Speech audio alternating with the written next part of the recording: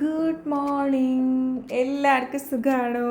അപ്പം നമ്മൾ നമ്മുടെ വീട്ടിൽ നമ്മുടെ ഗാർഡനിൽ തിരിച്ചെത്തിയിട്ടുണ്ട്. നാട്ടിൽ ഭയങ്കര ചൂടാണ്, നല്ല വെയിലാണെന്നൊക്കെ പറഞ്ഞ് ഞാനിങ്ങനെ എൻ്റെ മനസ്സിൽ വിചാരിച്ചിട്ടുണ്ടായിരുന്നു എന്തായാലും എൻ്റെ കുറച്ച് ചെടികളൊക്കെ ചിലപ്പോൾ കരിഞ്ഞൊക്കെ പോയിട്ടുണ്ടാവണം എന്ന്.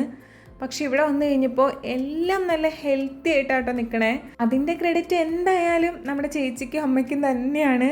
പ്ലാന്റ്സൊക്കെ നല്ല ഹെൽത്തി ആണെന്ന് മാത്രമല്ല നല്ല പോലെ വളർന്നിട്ടുമുണ്ട്. അപ്പം അതൊക്കെ കണ്ടു കഴിഞ്ഞപ്പോൾ എൻ്റെ സന്തോഷം അങ്ങോട്ട് ഇരട്ടിയായി. ഇന്നതാ നമ്മുടെ സച്ചുവും കൂടെ ഇവിടെ എത്തിയിട്ടുണ്ട്.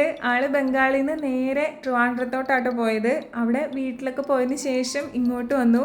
നമ്മുടെ ബെസ്റ്റ് ഫ്രണ്ടിൻ്റെ കല്യാണമുണ്ട്, അപ്പോൾ അത് കൂടാൻ വേണ്ടിയിട്ടാട്ടോ വന്നത്.